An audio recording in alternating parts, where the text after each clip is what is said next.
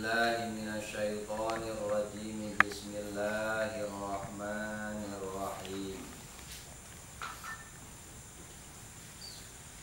Qala Rasulullah sallallahu alaihi wasallam, ngendika sapa Rasulullah sallallahu alaihi wasallam, ngendika ing lafaz asyaddukum balaan al-anbiya'u utawi leuwih sangat-sangat sira kabeh apane balaan balaine al-anbiya'u itu pirang-pirang nabi, summal awliya'u maka kari-kari pirang-pirang wali, summal amsalu fal amsal maka kari-kari kang upama, maka kari-kari kang upama. Wa dalilu ala jawazi wuqu'il a'radil basyariyyati bihim alaihi wassalatu wassalam.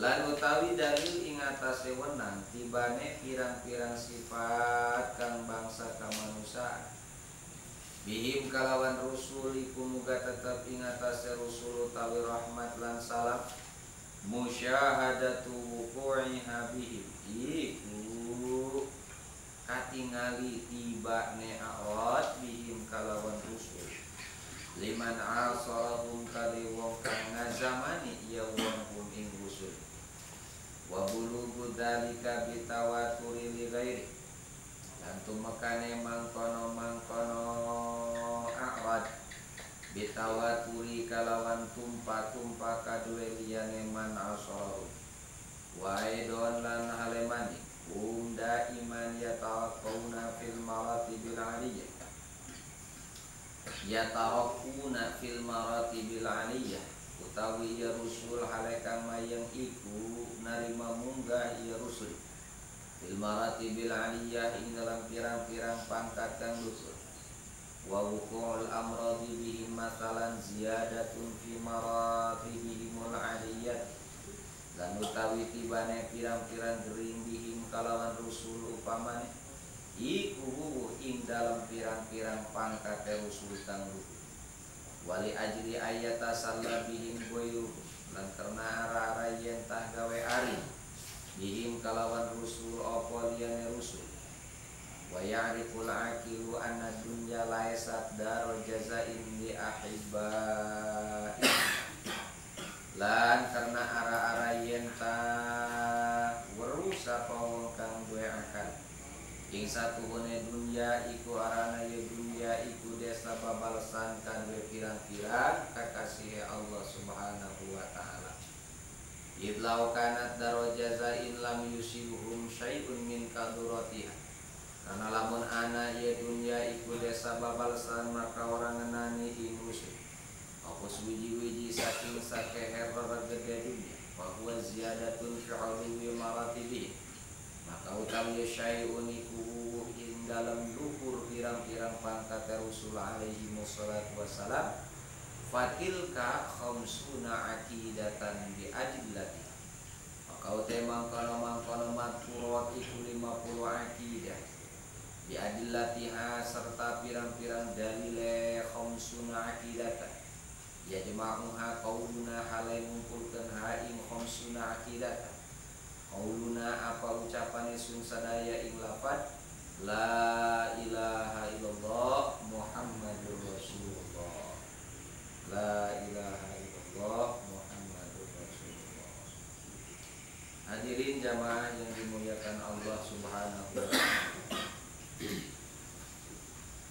kemarin sudah kita jelaskan bahwa akidah yang terakhir dari bagian akidah nabawiyat adalah sifat a'radul basyariyah.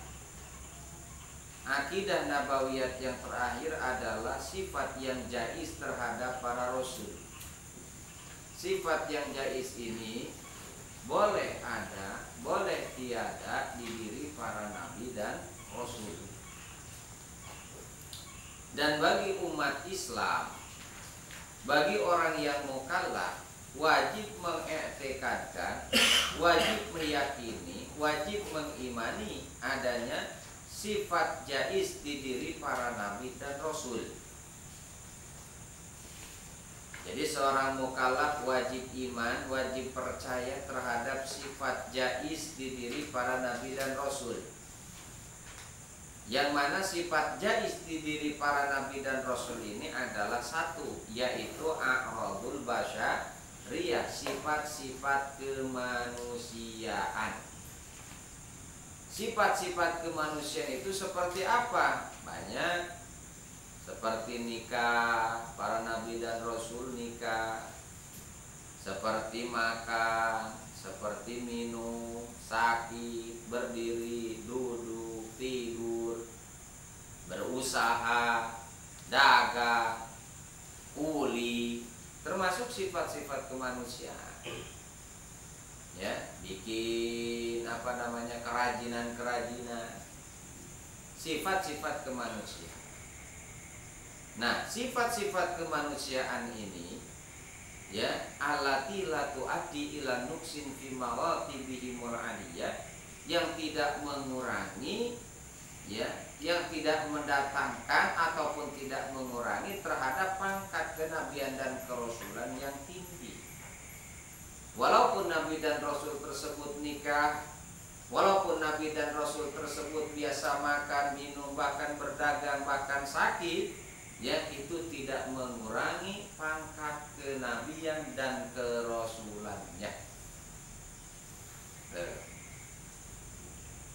Ya, biasa nabi nikah, nabi makan, nabi minum, nabi sakit, sehat, dan yang lain-lain. Itulah sifat-sifat kemanusiaan. Loh, kenapa demikian? Hikmahnya, hikmah bahwasanya para nabi dan rasul tersebut biasa makan, biasa minum adalah litasyrih. Tasyrih itu apa? Karena syariat mengajari kepada makhluk. Karena maaf, nabi dan rasul itu walaupun beliau tidak makan, walaupun beliau tidak minum, kuat. Maka dikatakan makannya para nabi dan rasul itu bukan karena lapar, bukan karena haus. Nikahnya para nabi dan rasul itu bukan karena nafsu, ya, tetapi semata-mata wahyu yang diwahyukan kepada para nabi dan rasul. Sehingga di dalam kitab Nurul Sulam Syarah Aqidatul Awam diterangkan di situ, kata Rasulullah, aku nikah ini berdasarkan wahyu yang diwahyukan Allah kepadaku. Jadi bukan karena nafsu. Kalau kita kan lain. Kalau nikah kita kan bukan karena itu kan. Nafsu lah awalnya begitu. Waduh, pas lihat yang di rumah waktu dulu masih gadis, cuakatnya minta ampun. Nah, sehingga tidak ada lagi wanita yang lain kecuali istri kita yang paling cantik. Orang lain itu dianggapnya si Atun semua. Padahal yang di rumah gak jauh beda. Kalau sekarang mah, ya kan? Ya, memang begitu. Umat itu seperti itu. Ya, kenapa? Karena nikah itu sendiri ahsanul lil fard, gadul basar wa ahsanul lil fard. Bisa menundukkan pandangan kita dari wanita lain dan bisa menjaga kehormatan kita. Makanya ketika Rasulullah, ya, ada salah satu sahabat yang bercerita, ya Rasulullah, saya itu nggak tahan kalau lihat perempuan cantik. Kata Rasulullah, nikah. Kenapa? Ya, karena biji itu sama sebetulnya. Benar, ada dalam satu hadis diterangkan seperti itu. Makanya istri kita bisa menjaga kehormatan kita. Ketika kita melihat seseorang yang cantik luar biasa, tetap yang rusak yang di rumah. Ya kan begitu? Ahsanul lil farji. Karena ada apa? Syahwat. Syahwat itu timbulnya dari mana? Makanan dan minuman. Ya, syahwat itu timbulnya dari makanan dan minuman. Maka ketika seseorang banyak makan, banyak minum, pasti syahwatnya besar. Benar. Itu tidak bisa dipungkiri. Kenapa? Karena ketika dia banyak makan, banyak minum, maka otomatis produksi hormonnya banyak. Ketika hormon itu banyak, ini akan memacu libido seseorang, akhir kemudian syahwatnya besar. Makanya satu-satunya cara agar bisa menekan syahwat itu puasa. Makanya Rasulullah dalam sebuah hadis, ya ma'syaras sabab, man istata'a minkumul ba'ah falyatazawwaj fa innahu aghaddu lil basar wa ahsanu lil farj wa man lam yastati' fa 'alaihi bisyam fa innahu lahu wija'ah.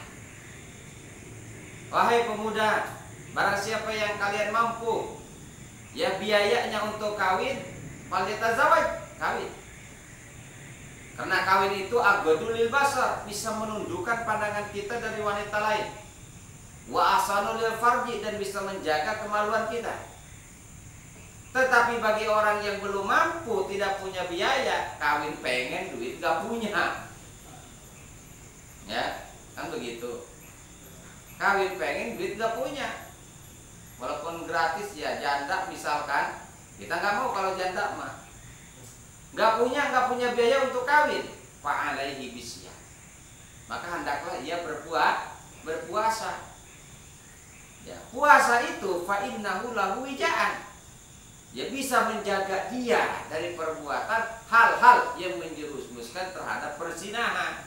Kenapa? Karena ketika puasa ini nafsunya dikekang, sedikit demi sedikit nafsunya dikekang, ya sedikit nafsunya. Kenapa? Karena kurang makan dan minum. Ketika orang kurang makan dan minum, produksi hormonnya sedikit. Apabila produksi hormonnya sedikit, yaitu bisa katakan syahwat itu. Makanya puasa Ramadan itu diantaranya yukashiru syahwat. Puasa salah satu faedahnya adalah yukashiru syahwat, bisa memecahkan syahwat, menahan syahwat. Kan nafsu. Makanya dalam suatu riwayat hadis diterangkan, diterangkan ketika itu diciptakan oleh Allah Subhanahu wa taala akal dan nafsu. Diciptakan akal oleh Allah Subhanahu wa taala, kata Allah, wahai akal berdiri, dia berdiri. Akal maju, dia maju. Akal kamu mundur, dia mundur. Kata Allah akal, man ana wa man anta, siapa aku dan siapa kamu?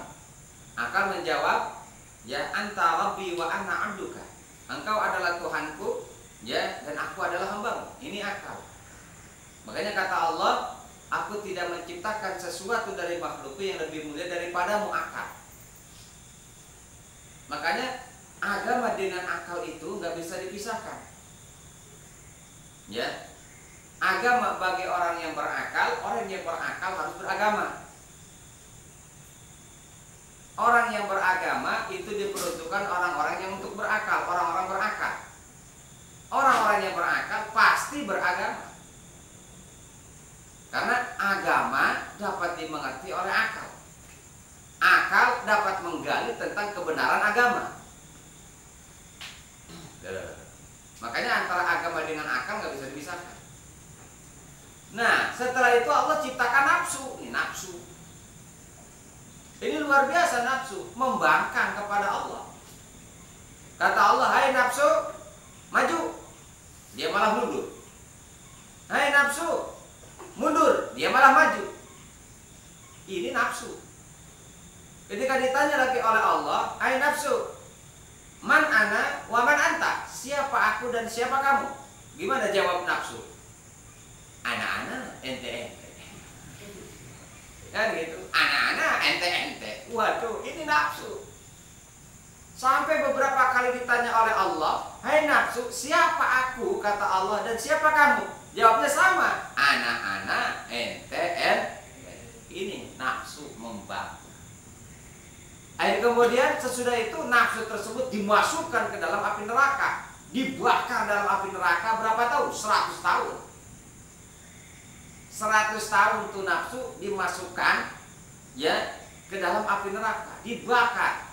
Sesudah 100 tahun diangkat oleh Allah. Kemudian ditanya lagi, wahai nafsu, man ana wa man anta, siapa aku, siapa kamu? Jawabnya masih sama, anak-anak, ente. Saya ya saya, engkau ya engkau. Belum mengakui kepada Allah sebagai Tuhan. Nah, sesudah itu oleh Allah Subhanahu wa taala dimasukkan lagi kemana? Ke neraka lapar. ke neraka lapar. Berapa tahun? 100 tahun. Nah, sesudah 100 tahun diangkat. Barulah ditanya oleh Allah, nafsu, ya, sekarang saya siapa dan kamu siapa? Baru dia mengatakan nafsu, anta rabbi wa ana abduka dzalik. Engkau adalah Tuhanku dan aku adalah hambamu yang hina. Makanya kalau kita pengen mengekang nafsu, banyak berpuasa, banyak lapar. Begitu. Kalau nafsunya sudah dikekang, bisa dikendalikan, itulah orang yang gagah. Orang yang gagah itu orang yang bisa menahan hawa nafsu. Bukan orang yang gagah, orang yang bisa melampiaskan hawa nafsunya. Bukan. Ya, karena melawan hawa nafsu ini adalah jihad. Jihad yang paling besar adalah melawan hawa nafsu. Benar. Nah, itulah jadi kawinnya para nabi dan rasul, kemudian makan dan minumnya para nabi dan rasul, ya, itu semata-mata litasre, bukan makannya karena nafsu, makannya bukan karena lapar, minumnya bukan karena minum. Kenapa? Li'annahu mustaghnuna 'anit ta'am wasyarab. Karena para nabi dan rasul itu tidak butuh terhadap makan dan minum. Ya, karena Allah sendiri yang ngasih makannya, Allah sendiri yang ngasih minumnya. Tetapi para nabi dan rasul biasa makan, biasa minum, biasa dagang, biasa apalagi sehat, sakit, kemudian itu karena litasre, mengajari syariat, mengajari hukum kepada umat. Nah, diceritakan dalam kitab Johar Tauhid, bukan karena lapar, bukan karena haus. Seorang nabi luar biasa, seorang rasul luar biasa. Ya, makanya disimpulkan bahwasanya seluruh apa saja yang dilakukan oleh nabi dan rasul, ya, pekerjaannya, ucapannya itu berkisar hanya antara wajib dan sunnah. Kalau enggak wajib, sunnah. Kalau enggak sunnah, wajib. Ya, karena kaitannya dengan umat. Ditasrek. Nah, kalau misalkan Nabi dan Rasulnya gak makan nanti kasihan umatnya. Nabi dan Rasul kuat, kalau kita, ya, sehari makannya 3 kali, belum lagi ngebaso, belum lagi ngemil. Ada tukang jagung kita beli. Apalagi kalau lagi zarah, subhanallah, tumpuk sampah. Iya kan? Padahal restoran iya makan, ya paling gede lagi. Ya, di mobil ada tukang jagung, makan lagi. Subhanallah. Kan? Kalau Rasul mah makannya sedikit, minumnya sedikit, tidurnya sedikit. Kalau kita mah dibalik ya. Kata Pak Ustaz Karni mah sedikit-sedikit makan, sedikit-sedikit minum, sedikit-sedikit tidur. Ya kan? Itu zarah tuh di mobil. Ya, kalau nggak makan ya minum ya tidur begitu. Nah, jadi makan dan minumnya para nabi dan rasul itu semata-mata litasre, bukan karena lapar, bukan karena haus. Kenapa? Karena para nabi dan rasul cukup tidak membutuhkan makanan dan minuman. Kemudian para nabi dan rasul tersebut salah satu sifat kemanusiaannya adalah marad, sakit. Tetapi dengan catatan sakitnya ini ghairil munafir, penyakit yang tidak menular. Ya. Ataupun penyakit-penyakit yang hina begitu. Ya, seperti mana? Ya, seperti gila misalkan, lepra misalkan, lampang misalkan, buta misalkan. Itu tidak terjadi di diri para nabi dan rasul. Ini maaf, Kanjeng Nabi Ayub alaihi salam sakitnya luar biasa. Beberapa tahun sakitnya. Ya, tetapi sakit Kanjeng Nabi Ayub itu ghairil munafir, tidak menular. Walaupun toh akhir kemudian dikeluarkan sama umatnya. Ya, Kanjeng Nabi Ayub pun sampai ya keluar dari kampungnya sendiri, tetapi tidak menular. Dan kulitnya sakitnya tersebut, boroknya tersebut ya hanya antara kulit dan daging saja. Tapi seluruhnya kan dimakan belatung. Naudzubillah ya, subhanallah. Ini ujian Kanjeng Nabi Ayub alaihissalam. Karena ingin membuktikan bahwa Ayub itu manusia yang super, luar biasa. Sehingga dipuji oleh Allah, innahu awwab. Ni'mal abdu Ayyub innahu awwab. Ini dibuktikan. Pengen bukti si iblis tentang kesolehan Kanjeng Nabi Ayub. Kanjeng Nabi Ayub ada seorang nabi yang kaya raya, sangat-sangat kaya raya. Sehingga diceritakan dalam sebuah kitab bahwasanya umatnya siapa saja ini kalau makan itu pagi silahkan, sudah disediakan prasmanan di rumah Kanjeng Nabi Ayub. Makan sore begitu pula setiap hari, makanya enak juga kalau ada orang seperti itu ya, tiap hari buka prasmanan terus gitu ya, enak gitu. Nah, tetapi walaupun begitu Kanjeng Nabi Ayub tidak lupa beribadah kepada Allah, tidak sombong. Dari kemudian iblis ingin menguji keimanan Kanjeng Nabi Ayub, dia izin kepada Allah untuk menguji keimanan Kanjeng Nabi Ayub. Ayub bisa aja dia tenang ibadahnya karena hartanya banyak, gak usah mikirin duit, gak usah mikirin makanan. Kalau kita apa kan lain. Pikiran kita nih kalau udah kaya, kalau udah serba ada, mungkin sholat kita khusyuk kan begitu, ya kan? Mungkin sholat kita khusyuk, padahal belum tentu. Orang yang kaya mungkin pikirannya makin ruwet. Ketika sholat pikiran bisnis dan bisnis terus, ya mendingan susah sekali ya, nggak ada yang dipikirin. Yang mikirin apa? Bisnis kagak, kerja enggak, ke pasar enggak, sholat Allahu Akbar, tenang. Tapi begitu istri ngomel-ngomel, waduh banyak. Ya kan begitu kan? Ya, akhir kemudian kan izin iblis ingin menguji keimanan Kanjeng Nabi Ayub sampai di mana? Akhir kemudian kan dirusak harta benda Kanjeng Nabi Ayub. Tetapi Kanjeng Nabi Ayub luar biasa, masih sholatnya khusyuk. Ya, begitu rumahnya kebakaran, ladang-ladangnya pada mati, ya karena banyak hama. Kemudian ternaknya pada mati. Dia bilang kepada Ayub, Ayub, hartamu sekarang sudah habis. Bagaimana Kanjeng Nabi Ayub berkata, Alhamdulillah, innalillah. Segala puji bagi Allah. Ya, harta punya Allah, sekarang kembali kepada Allah. Sudah sholat lagi. Ini kan sangat luar biasa. Makin geram itu si iblis, makin marah. Kemudian ya ditiuplah. Mungkin ini Ayub ya masih bisa tahan kehilangan harta benda. Coba kalau anak istrinya, kalau anak-anaknya meninggal. Kemudian anak-anak Nabi Ayub itu ya mati semua. Dalam sebuah riwayat ketika kumpul anak-anaknya, gedungnya itu runtuh, meninggal semua. Dikatakan, Ayub, anakmu telah mati semua. Alhamdulillah, anak punya Allah dan kembali ke Allah.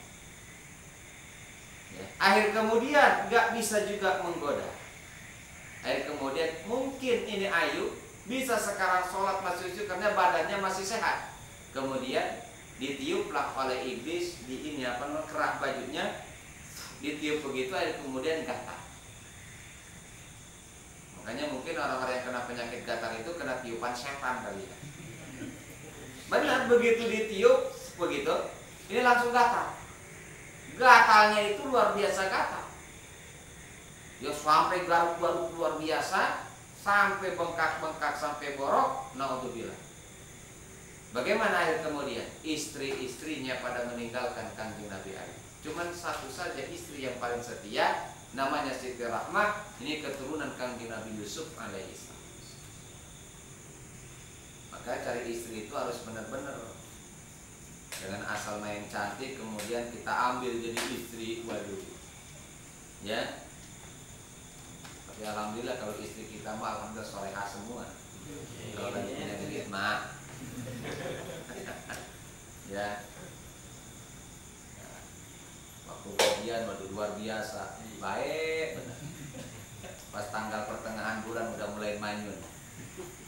Pasti orang itu mah. Ya. Nah ini sampai sakit badan. Ya, luar biasa. Tetapi penyakit Kanjeng Nabi Ayub ghairil munafirah, tidak menular. Ya. Sama sekali tidak menular. Ataupun yang terjadi kepada Kanjeng Nabi Yakub alaihi salam ketika berpisah dengan Kanjeng Nabi Yusuf alaihi salam. Menangis luar biasa sampai-sampai bercucuran air matanya, tidak henti-hentinya menangis, air kemudian tertutup oleh air mata itu sehingga Kanjeng Nabi Yakub tidak dapat melihat. Ya. Tidak dapat melihat. Tetapi tidak melihatnya Kanjeng Nabi Yakub tersebut ini bukan termasuk penyakit yang hina, juga tidak menular. Ya. Toh akhir kemudian penglihatan Kanjeng Nabi Yakub sendiri akhir kemudian bisa sembuh setelah diusap oleh baju Kanjeng Nabi Yusuf alaihi salam. Nah, biasa para nabi dan rasul biasa nikah, ya, biasa makan, biasa minum, biasa sakit dan yang lain-lain semata-mata litasyreh. Ya, makanya ketika kita sehat jangan lupa suatu saat kita pasti sakit. Ketika kita sedang kaya, ingat ya suatu saat kita miskin. Gitu. Akhir kemudian kan nggak sombong. Ya. Nah, makanya oleh karena demikian Rasulullah bersabda, qala Rasulullah asyaddukum bala'an al-anbiya summal auliya summal amsal fal amsal. Orang yang paling luar biasa cobaannya adalah para nabi. Orang yang paling luar biasa cobaannya para nabi. Ya. Contoh Kanjeng Nabi kita sajalah, jangan jauh-jauh. Ini Kanjeng Nabi kita subhanallah cobaannya luar biasa. Ketika beliau umur 2 bulan di kandungan sudah ditinggal oleh ayahanda tercinta. Ya, jadi dihamilkan dalam keadaan yatim. Kemudian dilahirkan, kemudian disusukan kepada orang lain. Akhir kemudian ibu yang tercinta pun meninggal umur 3 atau 4 tahun.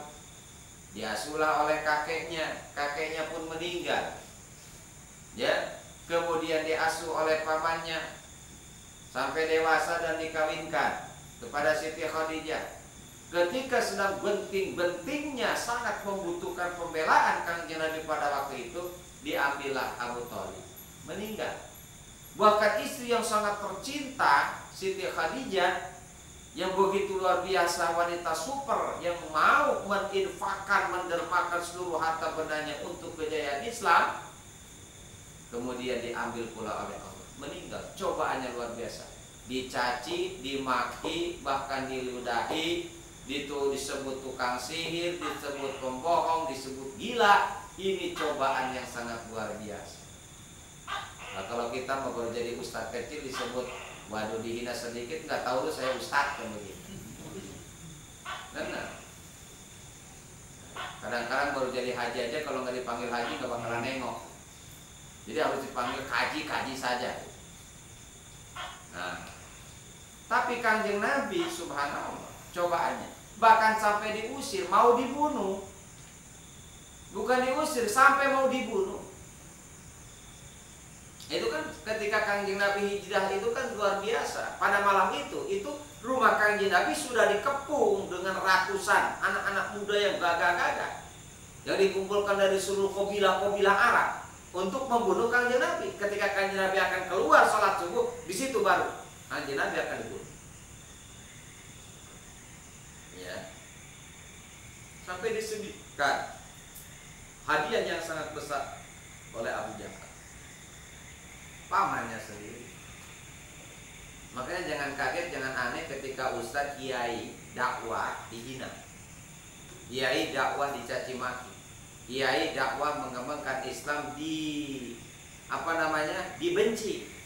Jangankan oleh orang lain, oleh saudaranya sendiri, oleh pamannya sendiri kadang-kadang. Itu kenapa? Karena Rasulullah seperti itu. Cobaannya luar biasa. Asyaddukum bala'an al-anbiya. sampai Kanjeng Nabi hijrah, berperang dan yang lain-lain. Kemudian sesudah itu summal aulia, para wali-wali Allah, orang-orang yang dicintai oleh Allah. Ini tidak luput dari cobaan. Bagaimana dulu para wali songo? Wah, luar biasa. Dicaci, dimaki, dihina, ya, bahkan mau dibunuh. Kemudian sumal amsal fal amsal, kemudian orang yang seperti itu, taruhlah kiai, taruhlah ustadz, taruhlah santri, ini tidak sepi daripada cobaan Allah Subhanahu wa ta'ala. Memang begitu. Makanya kata Abah Ucu bilang, ya, ketika kita mendapatkan cobaan dari Allah, inilah anggap sebagai pupuk bagi kita. Anggap sebagai pupuk. Karena pahitnya pupuk ini akan menumbuhkan, menyuburkan tanaman itu. Begitu. Ya kalau pupuk kan tahu sendiri kan pahit, nggak enak, bahkan dari kotoran. Tetapi selain daripada itu manfaat luar biasa. Maka ketika kita mendapatkan ujian, mendapatkan cobaan, kita harus gembira. Kenapa? Mungkin kita akan ditinggikan derajat kita oleh Allah Subhanahu wa ta'ala. Jangankan itu, emas saja emas, ini pengen tahu emas asli atau emas bukan. Bukan asli. Ini pengen tahu emas asli atau emas Jawa, kan begitu. Itu caranya kan harus dibakar. Ya kan, misalkan ini ada emas semprotan, emas barlen. Ini emas asli, tapi hitam. Karena udah lama gak dirawat misalkan, tertutup lumpur. Satu-satunya cara untuk membedakan emas yang asli dan yang bukan asli, ya dibakar. Dibakar itu panas. Nah, ketika dibakar, emas yang bukan asli itu hitam. Berarti ketahuan bukan tetapi emas yang asli ketika dibakar semakin panas, dia semakin kelihatan beningnya, semakin kelihatan keaslian emas itu. Begitu pula kita dalam kehidupan. Ketika mendapat terus-terusan ujian, kita harus sadar, kita harus gembira. Mungkin ditinggikan derajat kita oleh Allah Subhanahu wa ta'ala. Begitu. Ya, maka dalam Al-Quran Allah berfirman, liyumahhisa ma fi qulubi, supaya bersih, supaya kelihatan bersih. Gitu. Makanya jangan kaget, ustadz, kiai banyak cobaan. Memang seperti itu. Rasulullah mengatakan asyaddukum bala'an al-anbiya summal auliya summal amsal fal amsal. Terus-terusan, karena hidup ini tidak luput daripada ujian. Tetapi beragam ujiannya. Ada yang diuji dengan materi, ada yang diuji dengan sakit, ada yang diuji dengan karir, ada yang diuji dengan jabatan, diuji dengan keluarga. Semuanya itu adalah ujian. Ujian. Yang diuji dengan materi bisa atau tidak mentasarufkan materi itu. Diuji dengan kesusahan, sabar atau tidak ketika mendapatkan kesusahan. Sehat, sakit, itu pun sama ujian dari Allah. Ya, pada intinya bermuara satu, pun hanya untuk beribadah kepada Allah. Nah, apa sih dalilnya bahwasanya para nabi dan rasul tersebut bersifat salah satu sifat yang jaiz terhadap para nabi dan rasul adalah a'radul basyariyah. Wa dalilu ala jawazi wuqu'il a'radil basyariyah bihim alaihi wassalatu wassalam musyahadatu wuqu'iha bihim liman asalatu. Dalil yang menunjukkan bahwasanya boleh terjadinya, adanya sifat-sifat kemanusiaan di diri para nabi dan rasul adalah terlihat dengan jelas kejadian itu, terjadinya sifat kemanusiaan terhadap para nabi dan rasul liman asalatu, bagi orang yang ada di zaman Rasulullah, ada di zaman para nabi itu. Bukan itu saja, wa bulughu dzalika bitawatur lighairi, dan sampainya sifat al-radil basariyah para nabi dan rasul tersebut ya bitawatur dengan cerita-cerita yang sangat jelas, ya, turun temurun terhadap selain daripada orang yang hidup di zaman Rasulullah atau di zaman para nabi dan rasul. Terus-terusan, oh nabi dan rasul, nabi anu biasa makan, minum, tidur, kawin, sehat, sakit, dan yang lain-lain. Ya, ini sampailah ke kita. Bitawatur ligairi. Ya.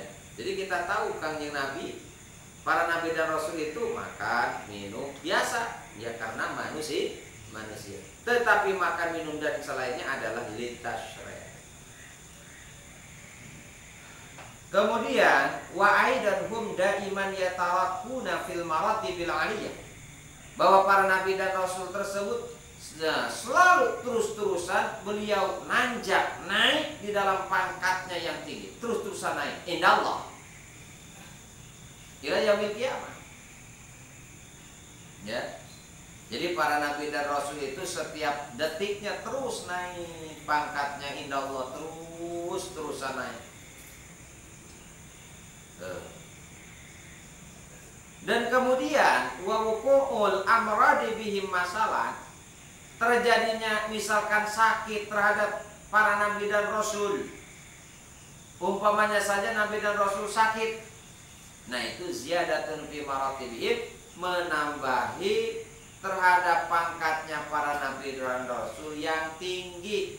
Jadi sakitnya untuk menambah derajatnya, untuk menambah kepangkatannya. Kemudian wali ayat tasallabihim berihum, agar bisa bergembira, ya, mengambil contoh supaya nggak terlalu sedih selain daripada nabi dan rasul. Contoh misalkan kita nih, waduh kita susah amat, Kangjeng Nabi juga nggak punya apa-apa. Waduh kita sakit, Kangjeng Nabi pun sama ngalami sakit. Begitu. Ya. Jadi supaya orang lain, umatnya itu supaya bisa bergembira, tidak larut dalam kesusahan, tidak larut dalam kesedihan. Lawang nabinya sendiri diuji dengan begitu rupa. Waduh ini kiai ngembangin agama susah banget, selalu dihina, dicaci maki. Wajar, Kangjeng Nabi saja begitu. Ya. Wa ya'riful aqilu anna dunya laysat darajat zaid, dan supaya tahu orang yang mempunyai akal bahwa sesungguhnya dunia itu adalah bukan desa balasan, bukanlah desa kenikmatan bagi kekasih-kekasih Allah. Dunia ini bukan desa balasan, ya, bagi orang-orang yang dicintai oleh Allah. Kenapa? Id law kanat darajatain lam yusibuhum syai'un min kaduratiha.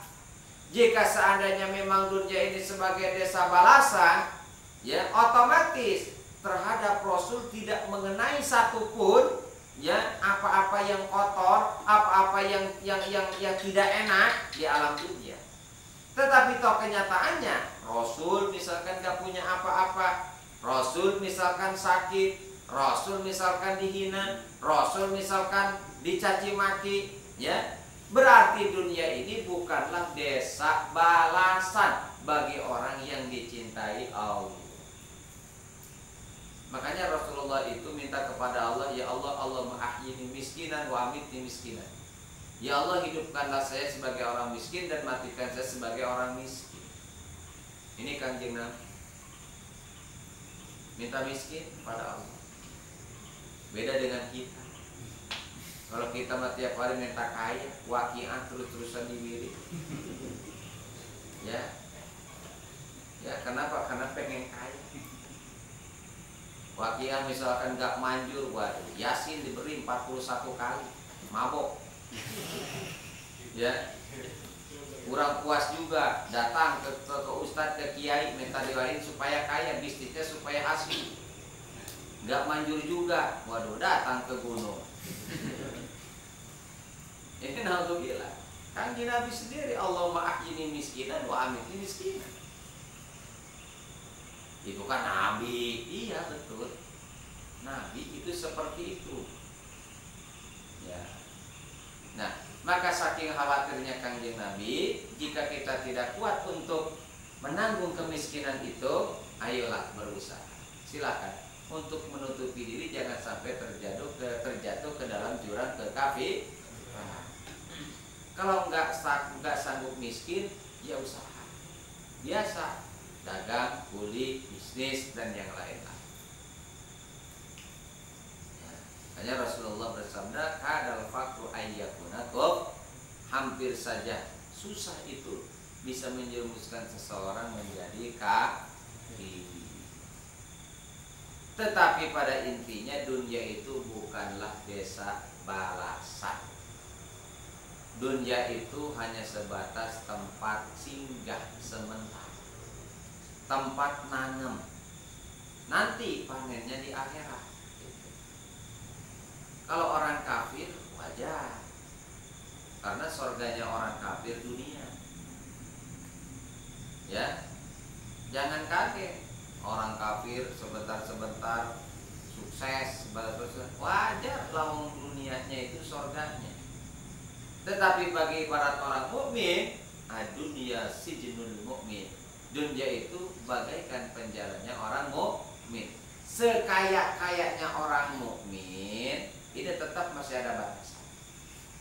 Makanya diibaratkan penjara. Lawak orang Islam kok banyak yang kaya kan? Iya, sekaya-kayanya orang mukmin, tetapi ada batas. Punya uang banyak, nggak boleh makan, nggak boleh jajan sembarangan. Kan ada batasan. Nggak boleh mabuk-mabukan, nggak boleh makan daging babi, daging anjing, bangkai dan yang lain-lain. Ada batasan. Tapi kalau orang kafir, kebablasan. Begitu, makanya diibaratkan dunia itu surganya orang kafir. Kenapa? Karena bagi dia itu nggak ada larangan begitu. Jajan tiap malam, naudzubillah. Minum-minuman, judi terus-terusan, apa saja hawa nafsunya dilampiaskan. Tetapi sekaya-kayanya orang mukmin tetap ada batasnya, ada batasan, ada larangan. Maka itu diibaratkan sebagai penjaranya orang mukmin. Makanya kan satu riwayat di dalam kitab Fathul Majid juga di awal-awal, ketika Imam Ahmad bin Hambal itu, dia seorang mutaibullah kaya, naik kuda bertemu dengan seorang Yahudi miskin.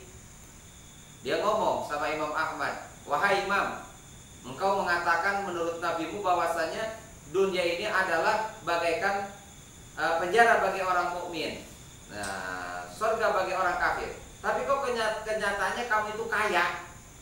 Oh, kata Imam Ahmad, sekaya-kayanya orang mukmin tetap ada batasan, enggak kebablasan.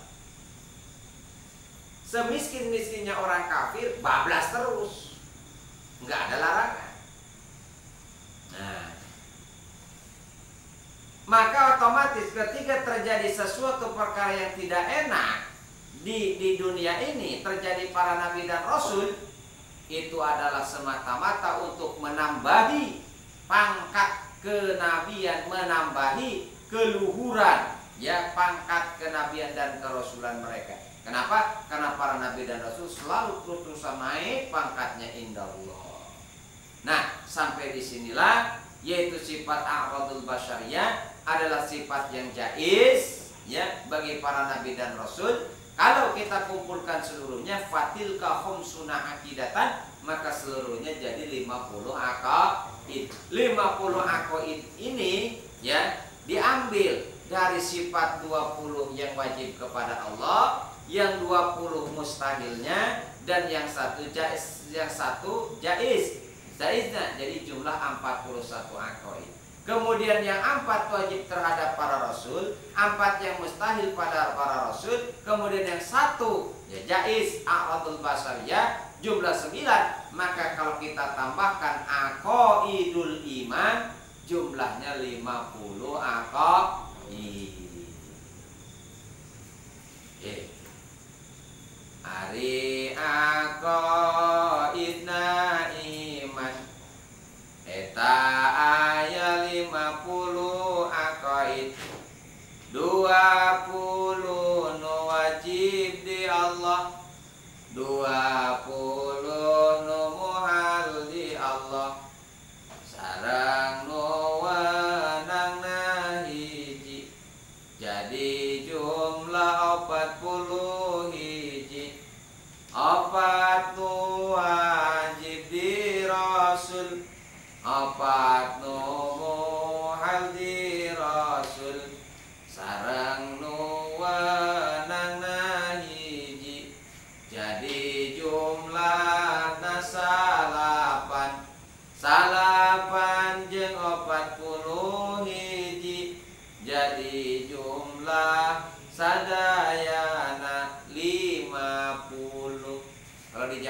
bisa nggak apa-apa. Utawi hesnya kemungkinan pakai utawi. Jadi jumlahnya seluruhnya akaidul iman 50 aqaid. Ini mencakup aqaid ilahiyat, mencakup aqaid nabawiyat. Aqaid ilahiyat 41 aqaid, aqaid nabawiyat 9 aqaid bi adillatiha beserta seluruh dalil-dalilnya. Yang mana kesemuanya itu yajma'uha qauluna la ilaha illallah Muhammadur Rasulullah, mengumpulkan terhadap seluruh aqaid tersebut 50 aqaid ucapan kita ketika kita mengucap la ilaha illallah Muhammadur Rasul. Seluruh aqaid tercakup oleh dua kalimat tersebut. Ketika kita mengucapkan la ilaha illallah, aqaid ilahiyah terbayang oleh kita.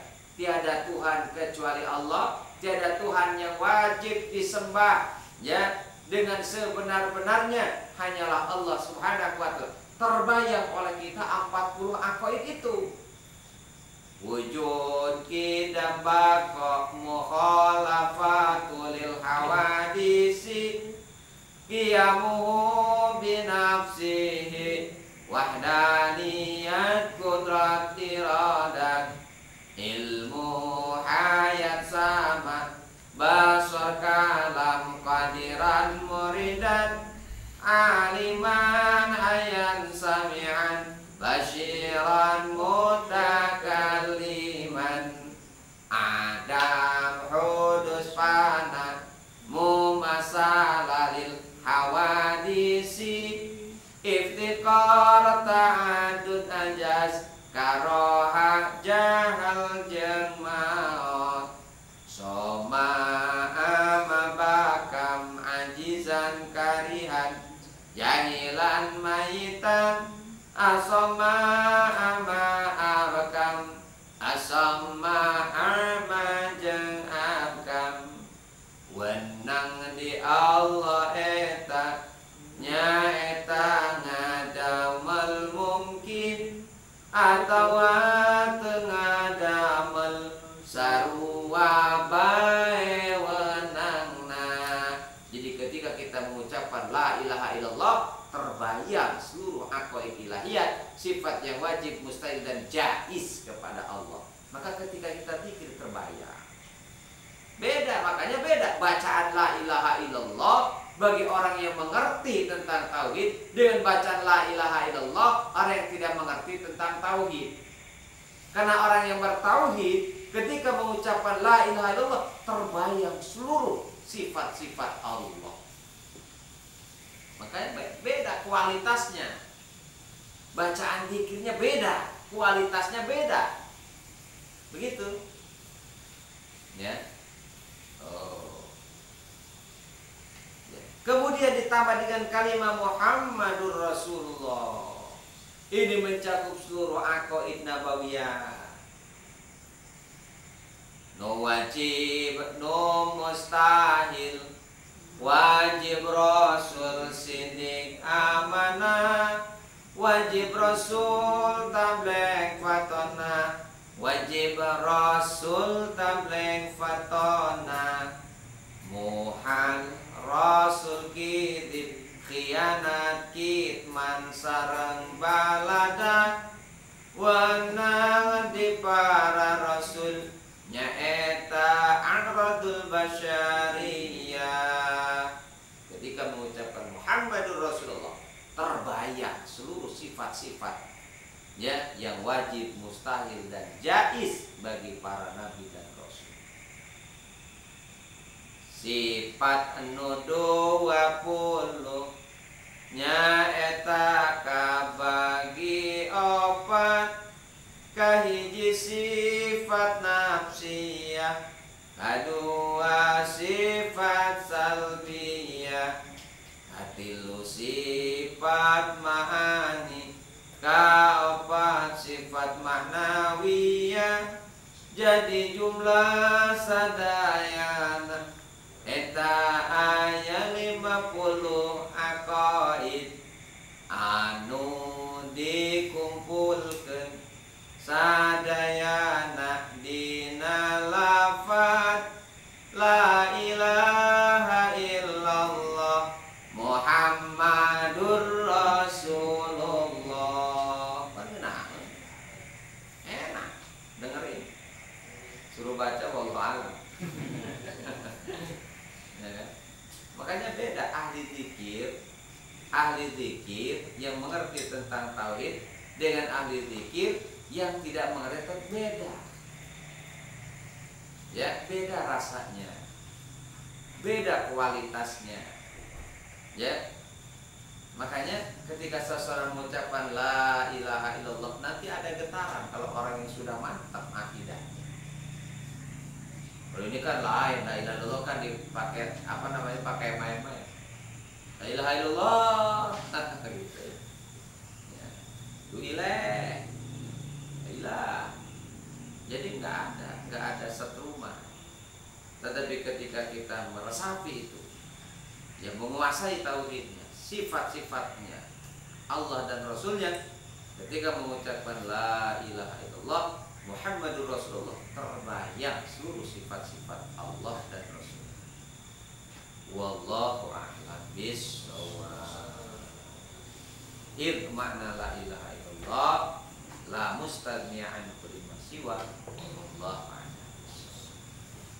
Amin ya Allah ya rabbal alamin.